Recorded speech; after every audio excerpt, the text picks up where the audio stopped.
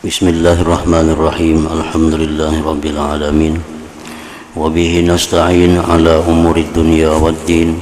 Wassalatu wassalamu ala asyrafil anbiya'i wal mursalin Sayyidina Muhammadin wa ala alihi wa sahbihi ajma'in.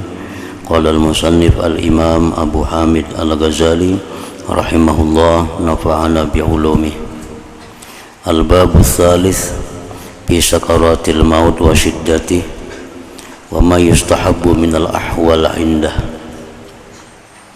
Ya'lam annahu law lam yakun baina yadayil abdil miskin karbun wala haulun wala azabun siwa sakaratil maut bimujarradiha lakana jadiran bi ayyatanaghasa alaihi aishuhu wa yataqaddara alaihi sururuhu wa yufarikahu sahwuhu wa ghaflatuhu wa haqiqan bi ayyatula fihi fikruhu wa ya'zuma lahu isti'daduhu la siyama wa huwa fi kulli nafasin bi sadadih kama qala ba'dul hukama karbun bi yadi siwak la tadri mata yaghshaq wa qala Luqman libnihi ya bunayya amrun la tadri mata yalqaq ista'idda lahu qabla ay yafja'ak wal ujbu annal insan law kana fi a'zamil lazzat wa atyabi majalisil lahu fantazara ay yadkhula alaihi jundiyun fayadribuhu khamsa khashabatin lataqaddarat alaihi lazzatuhu wa fasada alaihi aishuh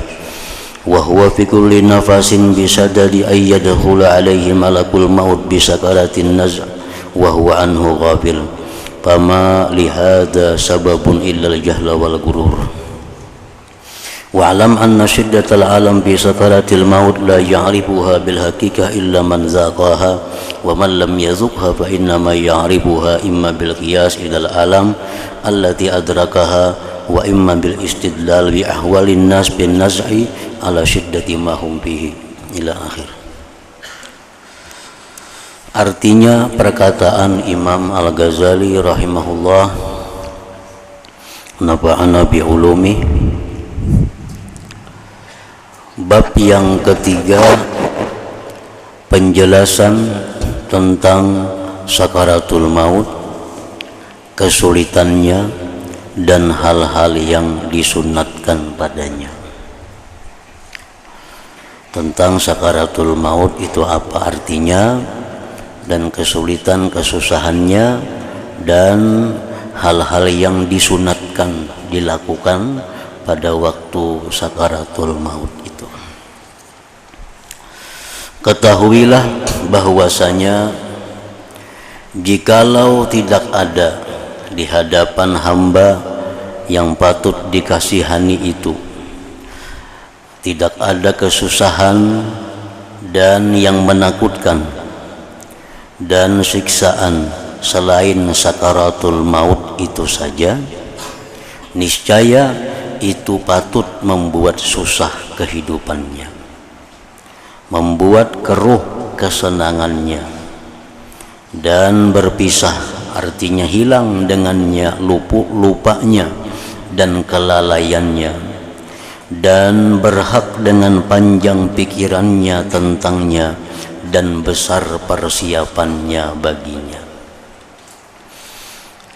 Artinya jikalau tidak ada yang mengkhawatirkan, tidak ada yang menyusahkan, tidak ada yang menakutkan selain hanya satu, yaitu sakaratul maut. Ini andai kata kita kadang menemui kesusahan sepanjang hidup, kadang menemui kesulitan, kadang menemui kesengsaraan selain hanya satu, yaitu sakaratul maut, itu sudah cukup membuat kita berpikir, membuat kita bersiap-siap menghadapinya, menghilangkan kelalaian dan kelupaan kita daripadanya. Apalagi lebih-lebih sakaratul maut itu pada setiap diri itu di hadapannya, sebagaimana yang dikatakan oleh sebahagian ahli hikmah, kesusahan-kesusahan di tangan selainmu yang kamu tidak tahu kapan ia mendatangimu. Nah, sedangkan kesusahan selain dari sakaratul maut itu banyak yang akan kita hadapi.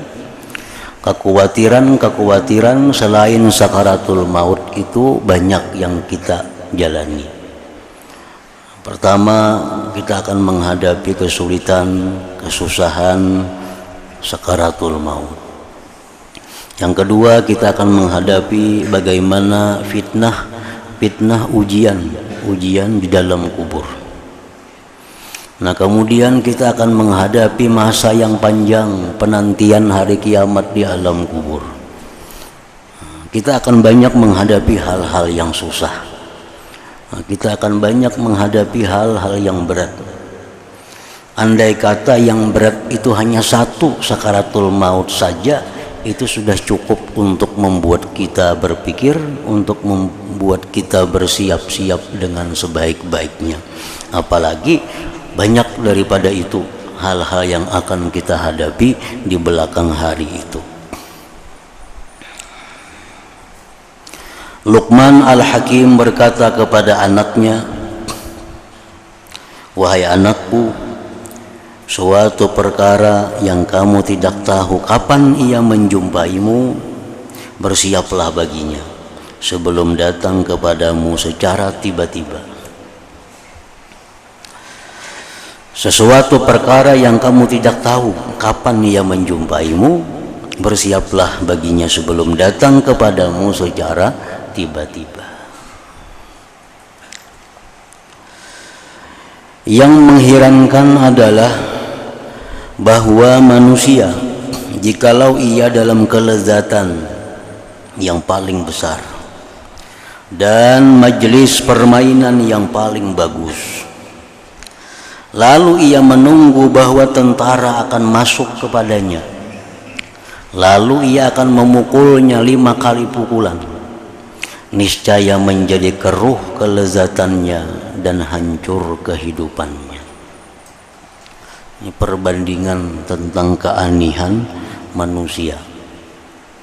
Umpamanya kita sedang di suatu tempat, di tempat itu kita macam-macam keramaian, di tempat itu macam-macam ada kelezatan, tapi di tempat itu satu saat bisa datang ada tentara yang bakal menangkapi dalam situ.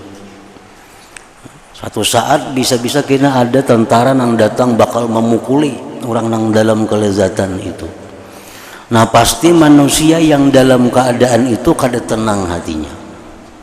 Rahatan asik main apa, rahatan asik makan apa, semuaan kada tenang dan kada lezat, karena sewaktu-waktu tentara bisa datang menyergap dan menangkapinya, bahkan bisa memukulinya. Nah, jadi orang yang hidup dikejar oleh tentara, seorang burunan itu kayak apa aja hidup itu kada akan nyaman. Orang itu burunan atau bila bertamun polisi, tangkap polisi. Nah, kemana aja begana orang ini kada mau nyaman.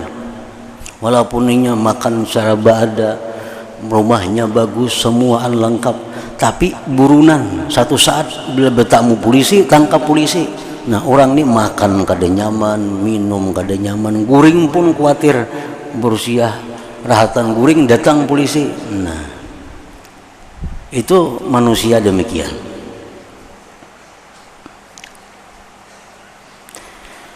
Nah, sedangkan ia pada setiap nafas di hadapan malakul maut yang akan masuk kepadanya dengan sakarat pencabutan nyawa, sedang ia lalai daripadanya.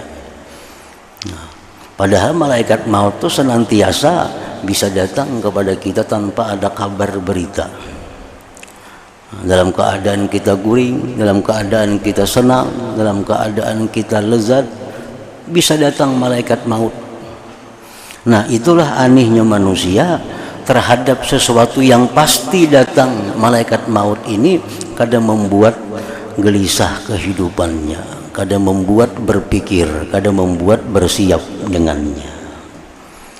Nah, kenapa demikian? Manusia tadi seperti itu, maka tidak ada sebab bagi ini melainkan dua hal. Pertama, kebutuhan manusia itu, dan yang kedua, tertipu. Jadi orang-orang yang kadada persiapan menghadapi kematian itu dua sebab. Sebab pertama karena dia bodoh. Sebab yang kedua, dia tertipu dengan keadaannya. Jadi mempersiapkan kematian itu, kita ingat lagi, bukan menyediakan kafan, bukan itu maksudnya. Bukan menyediakan alqah, bukan itu artinya menyiapkan mati. Itu kada kewajiban kita, itu kewajiban yang hidup. Urusan kita mati kena siapa nukar kain kapan tuh nang hidup, nang memikirkan orang lain. Dimana kena mengubur kita tuh nang dalam dunia nang hidup. Itu bukan kewajiban kita memikirkan kena menaku mati kayak apa kain kapan. Nah menaku mati kena di mana bakubur.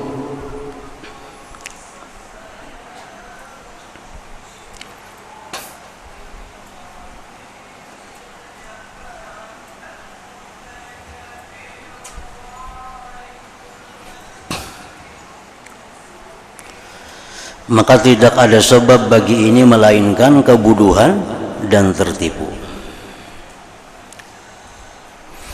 Nah, sebagian kita berpaham bahwa bila sudah ada persiapan kain kapan, bila sudah ada bersedia alqah, bila sudah ada bersedia peralatan kematian, nah dikira itu sudah cukup untuk persiapan kematian. Padahal bukan itu yang dikehendaki, bukan itu yang dimaksud. Yang dimaksud itu kita bersedia kematian itu seperti yang di keterangan telah lalu. Nah, kita menyiapkan kematian dengan menghilangkan, menghapuskan segala dosa, memperbanyak amal, minta halal dari segala kezaliman yang dilakukan, mengembalikan harta benda yang didapat dengan jalan yang salah. Nah, itu artinya mempersiapkan kematian. Bukan maulah tabala berdahulu, bukan nukar alqah berdahulu, bukan itu maksudnya. Ketahuilah bahwa kerasnya kepedihan dalam sakaratul maut tidak dapat diketahui dengan sebenarnya kecuali oleh orang yang telah merasakannya. Ketahuilah bahwa kerasnya kepedihan dalam sakaratul maut, kayak apa sakitnya, kayak apa susahnya, tidak dapat diketahui dengan sebenarnya kecuali oleh orang yang telah merasakannya. Kadang-kala kita merasakan kayak apa sakitnya mati, kadang-kala karena kita belum mati. Dan barang siapa yang tidak pernah merasakannya, maka hanya saja ia dapat mengetahuinya ada kalanya dengan kias perbandingan kepada kepedihan-kepedihan yang telah diketahuinya, dan ada kalanya dengan mengambil dalil dengan keadaan-keadaan manusia waktu pencabutan nyawa atas kerasnya apa yang menimpa mereka. Nah, itu aja kita bisa mengetahui. Kayak apa sakitnya orang yang dicabut roh, kita hanya kau membandingkan. Yang kedua, kita hanya bisa melihat kayak apa orang yang dalam proses waktu sakaratul maut.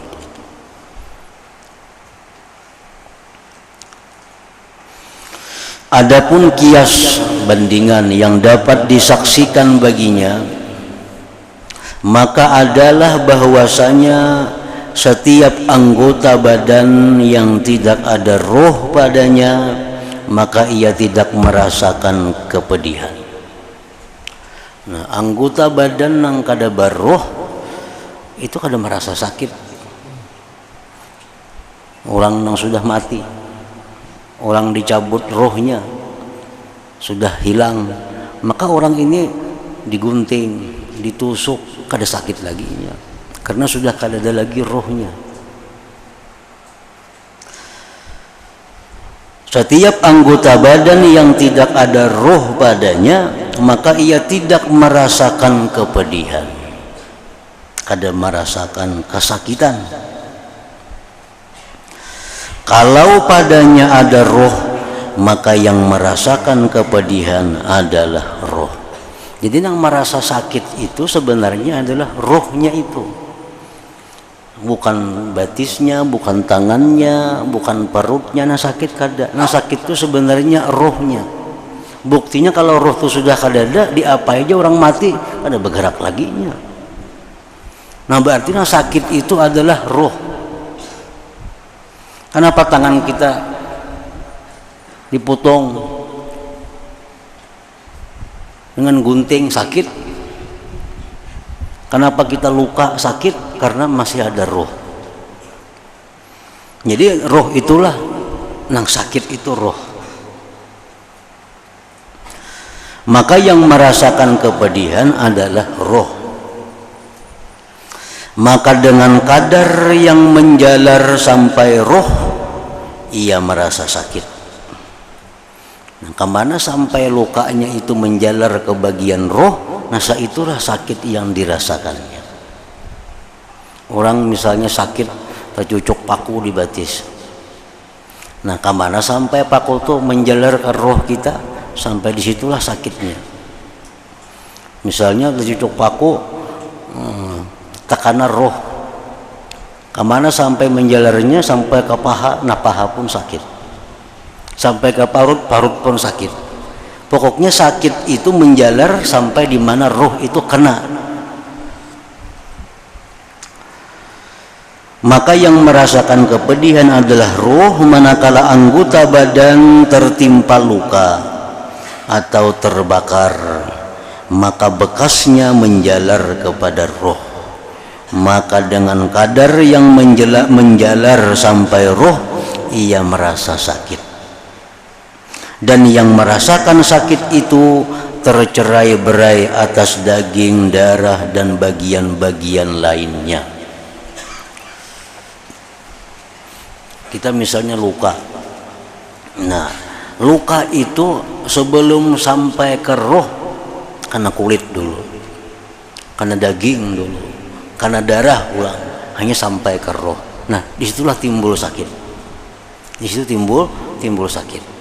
Jadi sebelum sampai ke roh, lading itu melalui beberapa macam tembusan-tembusan dulu hanya sampai ke roh.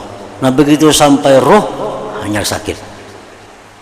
Selama lading itu belum sampai ke roh, kada merasa sakit.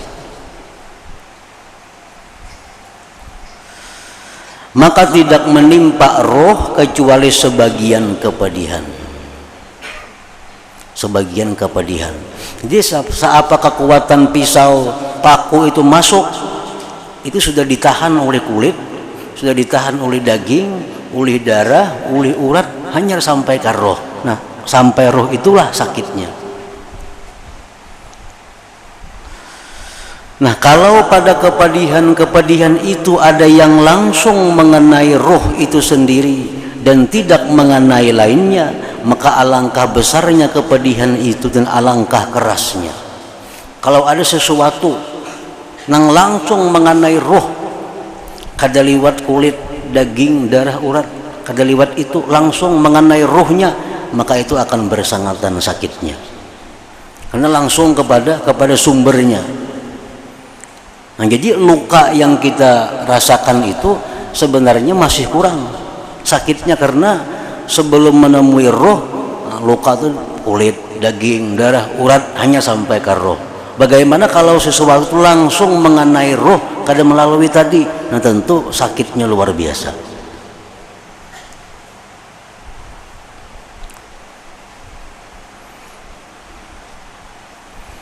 Nah, kayak orang misalnya memakai baju baju kaos, pakai baju biasa pulang, baju biasa, berjakit kulit pulang, jakit kulit, disuduk orang, nah seapa ada sampai ke awak pisaunya itu.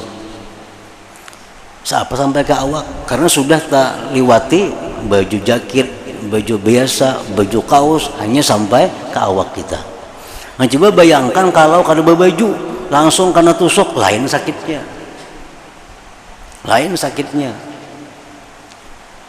Misal pakunya 2 sinti, ini paku 2 sinti, orang tuh baju 4 lapis, cucokakan ke awak kurang gitu, berapa itu sampai ke awak dari paku 2 sinti itu, tertahan di macam-macam nih sudah. Nah, coba orang kada sering bajuan, cucokakan paku 2 sinti, lain sakitnya. Nah, sama roh itu ditusuk dengan paku melalui kulit, daging, darah, urat, hanya sampai ke roh. Sakitnya sudah kita kau bayangkan macam ini.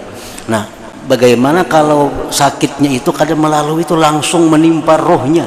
Tentu lain sakitnya, lebih sakit lagi. Nah, an-naza' pencabutan nyawa adalah ibarat dari yang menyakitkan yang bertempat dengan roh itu sendiri. Lalu ia menghabiskan seluruh bagiannya sehingga tidak tersisa dari bagian-bagian roh yang tersebar pada dasar badan, melainkan kepedihan bertempat padanya. Nah, itu pencabutan nyawa manusia, ini langsung roh yang merasakannya. Orang dicabut nyawa itu kada ada luka. Ada orang berdarah dicabut nyawa, kada ada. Nah, karena yang dicabut ini langsung rohnya. Kalau kita mencabut gigi sebilah kayak apa sakitnya, ibaratnya kada bersuntik katur atau mencabut gigi lawan tang cabut seorang, kayak apa sakitnya. Nah, hanya sebilah gigi, dan gigi itu kada langsung sampai ke roh, ada daging dulu, ada urat, ada macam-macam, hanya sampai ke roh. Nah, sudah kita bayangkan kayak apa sakitnya mencabut sebilah gigi. Kada usah gigi, bulu ketiak kita cabut, sebilah bulu ketiak cabut, pada tuh anaknya cuma di kulit. Nah, sudah kita bisa merasakan sakitnya. Nah, apalagi yang dicabut ini adalah roh. Nah, langsung rohnya yang dicabut dari tubuh kita. Nah, jadi kita kalau memperkirakan ya kayak apa kira-kira sakitnya orang dicabut roh itu.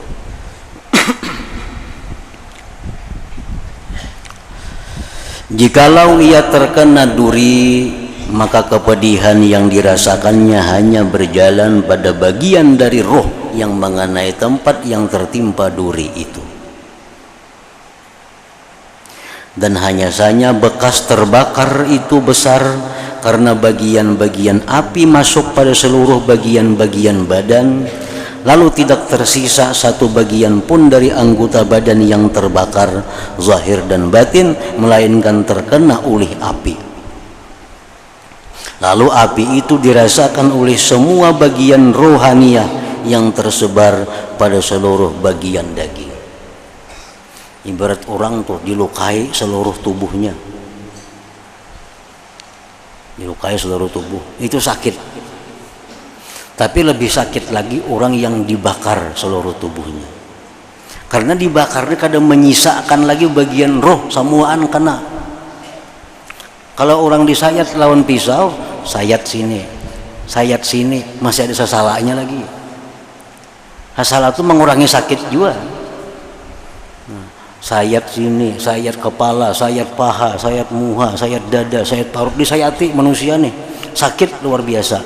Tapi mana sakitnya lawan dibakar, sakit dibakar. Karena dibakar tuh kadang menyisakan lagi, selak-selaknya rata. Nah, jadi sakitnya roh itu lebih sakit dibakar daripada dilukai itu. Adapun luka, maka sesungguhnya luka itu hanya menimpa tempat yang disentuh oleh besi saja, maka karena itulah kepedihan luka itu di bawah kepedihan api. Pokoknya makin banyak roh itu terganggu, makin banyak sakitnya. Makin banyak roh itu karena bagian luka, makin banyak sakitnya. Maka kepedihan pencabutan nyawa itu menyerang atas roh itu sendiri dan menenggelamkan seluruh bagiannya, Sesungguhnya rohlah yang dicabut, yang ditarik dari setiap urat dari urat-urat badan, setiap urat saraf dari urat-urat saraf, bagian dari bagian,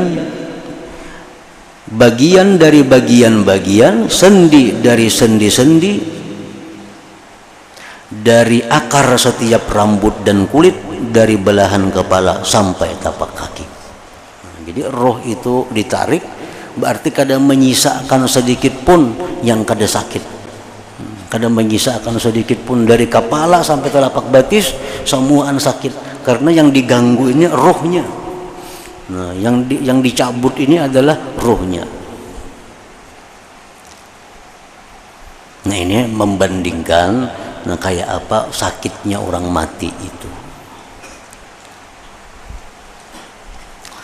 Maka janganlah kamu bertanya tentang kesusahannya dan kepedihannya, sehingga mereka berkata, sesungguhnya kematian itu lebih sakit daripada pukulan dengan pedang, gergajian dengan gergaji, dan guntingan dengan gunting.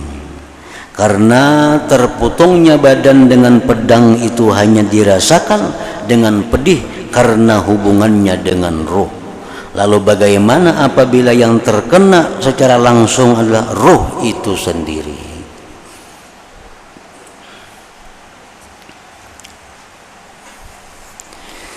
Hanya saja orang yang dipukul itu meminta pertolongan dan berteriak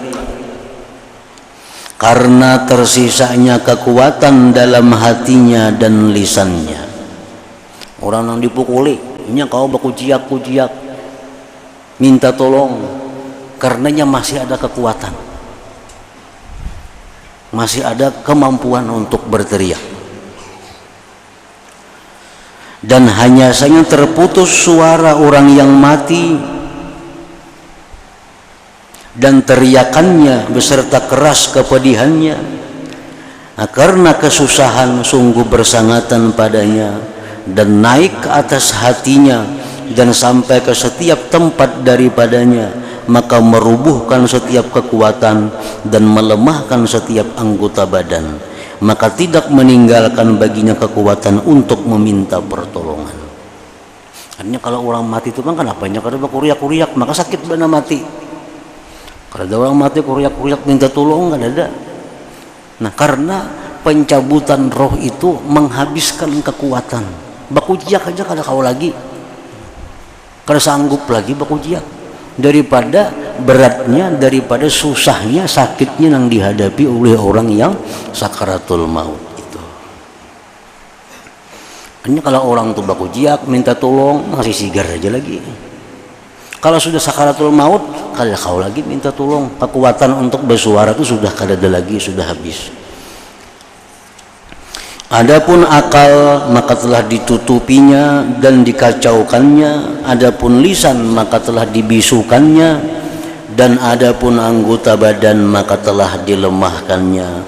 Dan ia ingin jikalau mampu untuk beristirahat dengan rintihan, teriakan dan meminta pertolongan, tetapi ia tidak mampu berbuat demikian.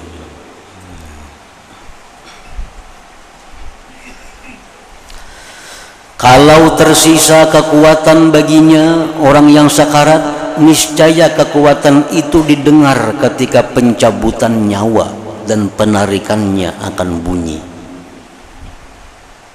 Dan sakarat dari kerungkungannya dan dadanya. Itu paling kawainya, paling kawa ada kekuatan. Kayak apa orang terakhir hendak mati itu, suara apa yang ada keluar daripadanya, itu paling habis kekuatan yang ada pada dirinya. Dan berubah warnanya dan berwarna debu, sehingga seolah-olah tampak daripadanya tanah yang menjadi asal kejadiannya. Dan sungguh ditarik daripadanya setiap urat badan dengan kekuatannya, maka kepedihan itu tersebar di dalam dan di luarnya, sehingga 2 biji mata naik ke pelupuk matanya yang tertinggi, kedua bibir mengerut, lisan mengerut ke asalnya, kedua buah kemaluannya naik ke tempat yang tertinggi, dan anak-anak jarinya menjadi hijau. Ini orang yang dalam sakaratul maut itu. Maka tidak lembut lagi setiap urat dari urat-uratnya dari badan dengan penarikan daripadanya. Dan jikalau yang ditarik itu satu urat, niscaya kepedihannya itu sudah besar. Sebuting urat aja ditarik di awak kita sudah luar biasa sakitnya, maka bagaimana yang ditarik itu ruh itu sendiri yang merasa pedih. Tidak satu urat tetapi dari seluruh urat ditarik. Kemudian setiap anggota badan dari anggota-anggota badannya mati secara bertahap. Orang yang sakarat tuh kalau kita perhatikan matinya itu bertahap. Maka dinginlah pertama kedua tapak kakinya, kedua betisnya, lalu kedua pahanya. Dan bagi setiap anggota badan ada sakarat demi sakarat dan kesusahan demi kesusahan. Setiap menemui persendian tambah sakit. Orang dicabut roh itu mulai batis, kena sampai ke buku lali itu sakit tuh. Karena menemui liukan-liukan itu, kena sampai di landau, nah itu terapang sedikit, sampai kena kalin tuhut, nah sakit pula. Di situ ada tikungan-tikungannya yang ditarik nih. Makanya orang sakarat tuh kadang-kadang ada tenang, ada pindah-pindah kalapahan. Itu sebenarnya ada proses penarikan nyawa dari tubuhnya.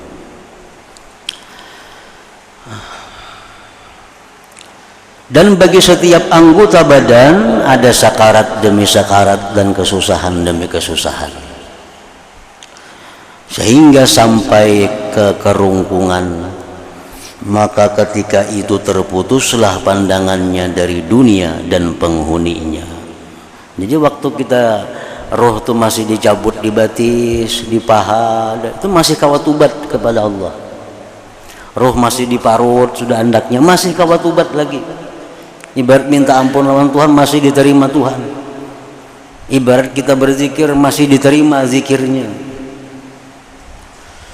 Nah kalau sudah roh itu sampai ke tenggorokan, nah dan ditutup baginya pintu tobat.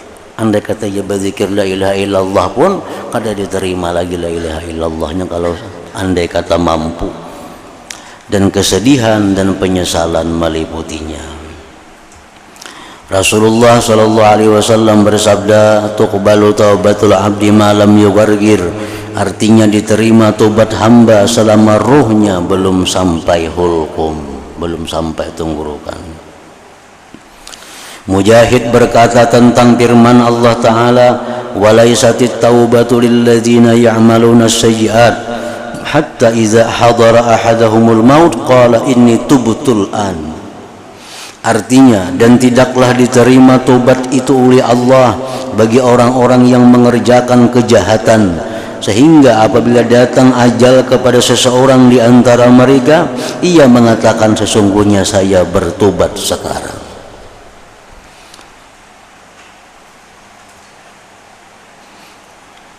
Sudah roh sampai di tenggorokan hanyar, ini tubtul an, kada diterima lagi tobatnya.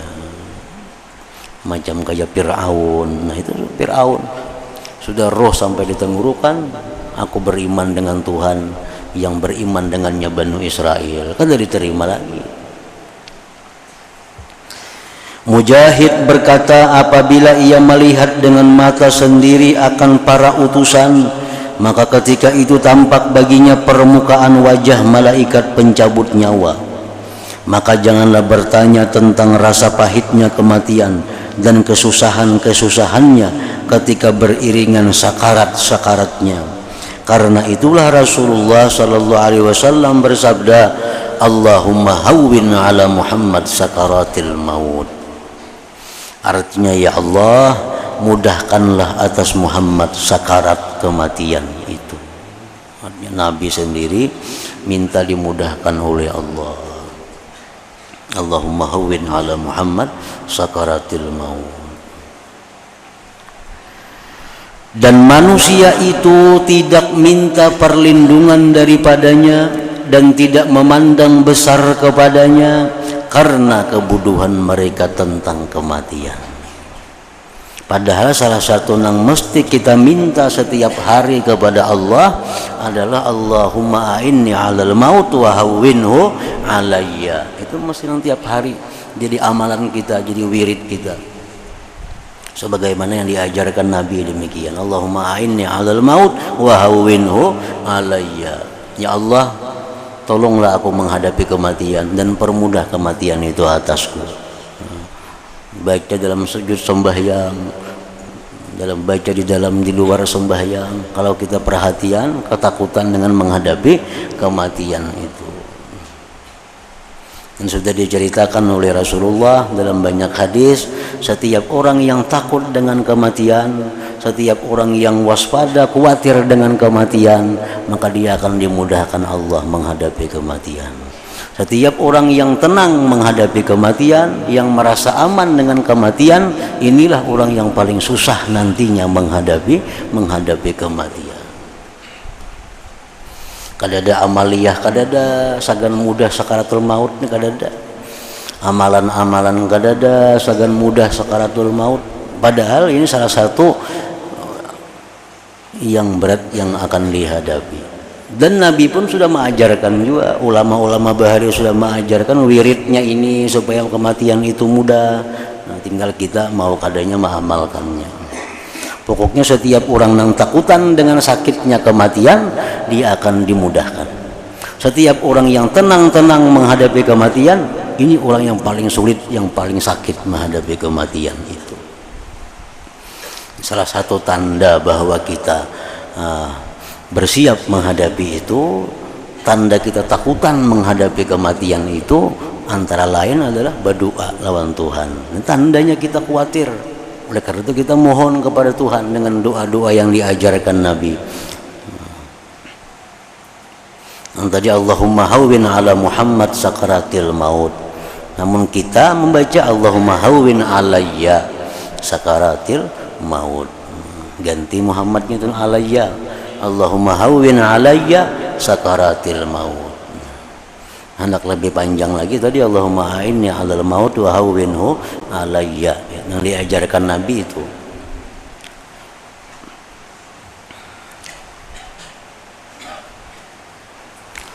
Dan manusia itu tidak meminta perlindungan daripadanya dan tidak memandang besar kepadanya karena kebodohan mereka tentang kematian. Orang kadang-kadang kita manusia kadang-kadang bersedia ada duit, sedia duit sekian juta, sekian puluh juta, sagan apa? Sagan garing. Sagan garing. Padahal garing belum tentu garing lagi. Garing belum tentu bisa mati bakajut, rahatan guring bisa. Nah, jadi duit yang 10 juta ini bertahun-tahun kita ingun sagan garing. Jakanya sagan mati bagus. Sagan mati kayak apa? Diwakapakan duitnya. Sagan mati ngarannya. Mun diingun di lemari sagan garing. Nah, ini termasuk bagian dari kebodohan kita. Kita bersedia lawan hal yang belum tentu ada. Tapi yang pasti ada, kita kadang menyiapkannya. Nyaka duit ini nah 10 juta ini ku sediakan untuk mati. Kayak apa untuk mati? Untuk warakan ke tanah, wakapakan sagan masjid. Nah itu sagan mati ngarannya. Namun sagan garing itu kada tantum garing.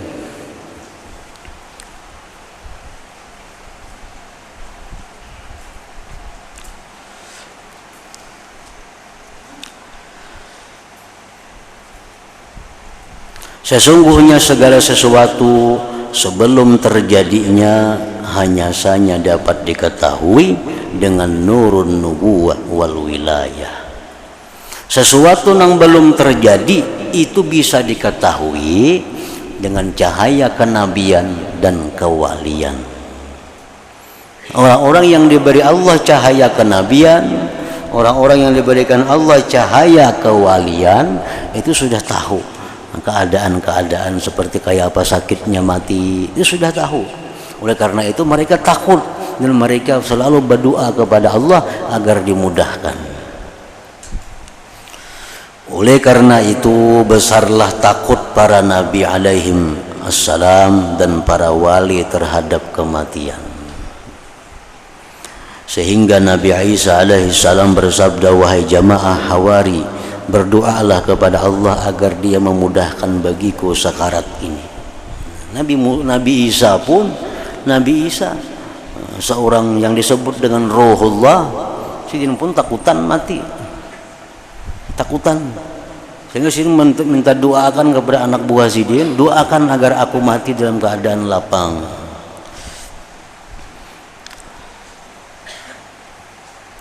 Berdoalah kepada Allah agar dia memudahkan bagiku sakarat ini, maksudnya kematian. Sungguh aku takut kepada kematian dengan ketakutan yang menghentikanku, takutku dari kematian atas kematian. Nah, di situ diriwayatkan bahwa satu rombongan dari Bani Israel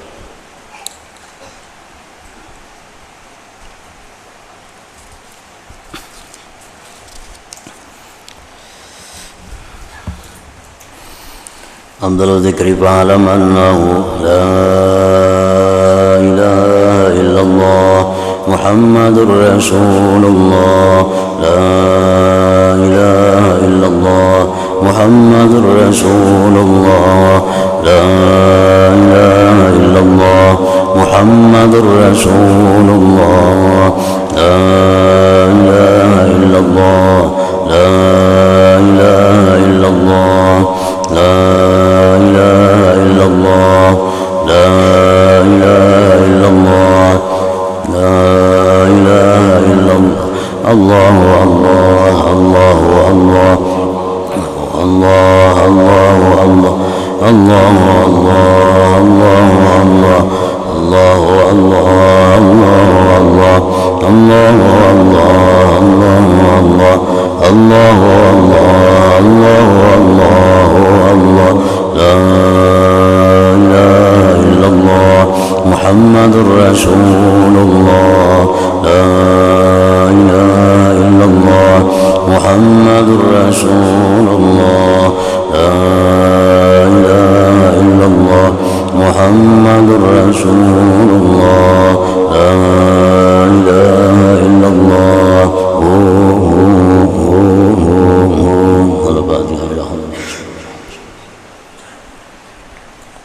إياك نعبد وإياك نستعين اهدنا الصراط المستقيم صراط الذين أنعمت عليهم غير المغضوب عليهم ويا أيها الرجل منه شفاعة صلوا عليه وسلموا تسليما اللهم صل